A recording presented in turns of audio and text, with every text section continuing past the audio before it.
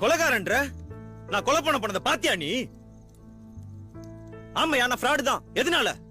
உன்னாலயும் முட்டாள்தனமான கண்டிப்புனாலையும். சின்ன வயசுல கதற ஸ்கூல்ல கொண்டு போய் விட்ட.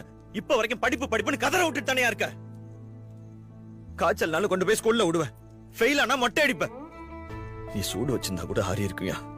ஆனா மேக்ஸ் மொட்டை சயின்ஸ் மொட்டைன்னு ஊர்ல எல்லாரும் கிண்டல் பண்ணது அந்த வலி இன்னும் ஆறாமதாயா இருக்கு.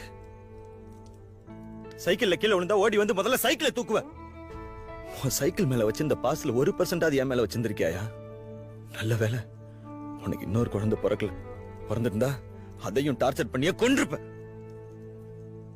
நானும் அவனை இன்ஜினியரிங் சேர்க்க சொன்னேன். அது வேணாம் தானே நான் கையை உடைச்சுக்கிட்டேன்.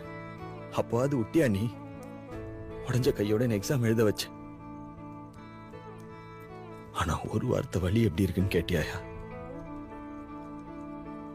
வீட்டுல உன் டார்ச்சர்ல இருந்து தப்பிக்கிறதுக்கு தான் என் ஹாஸ்டலுக்கே போய் சேர்ந்தேன். அங்க சோறு வாயில வைக்க முடியாது. என்னைக்காவது ஒரு நாள் திருப்தியா அம்மா கையில சாப்பிடலான்னு வந்தா அப்பவும் எக்ஸாம் எப்போ மார்க் என்னன்னு மட்டும் தான் கேட்பேன்.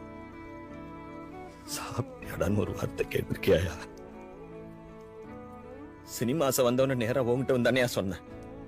அப்பவே நீ பரவாயில்ல ஒரு தடவை ட்ரை பண்ணி பாடுறான்னு சப்போர்ட் பண்ணியிருந்தா இப்ப எதுக்கே அந்த நிலைமை? அதை விட்டுட்டு ஒரு பைத்தியக்காரனை கூட்டு வந்து நீயும் அப்படிதான் ஆயிடுவேன்ற மனுஷனாயா நீ? யோ, இது வரைக்கும் நீ எனக்காக என்னையா பண்ணிருக்க? உனக்கு என்ன இந்த உலகமே இடிஞ்சு விழுந்தாலும் நான் இன்ஜினியர் ஆகணும், வேலைக்கு போய் அந்த எஜுகேஷன் லோனை அடைக்கணும், அதானே? கவலைப்படாத, அது எப்படியாவது நான் அடைச்சிடுறேன்.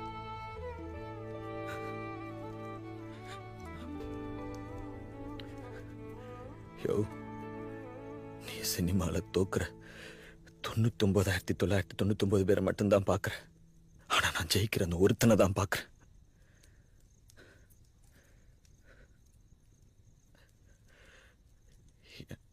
எனக்கு தொல்லை கை போட்டு தட்டி கொடுக்குற ஃப்ரெண்ட்லியான அப்பாவுக்காக நிறைய ஏங்கி இருக்கு.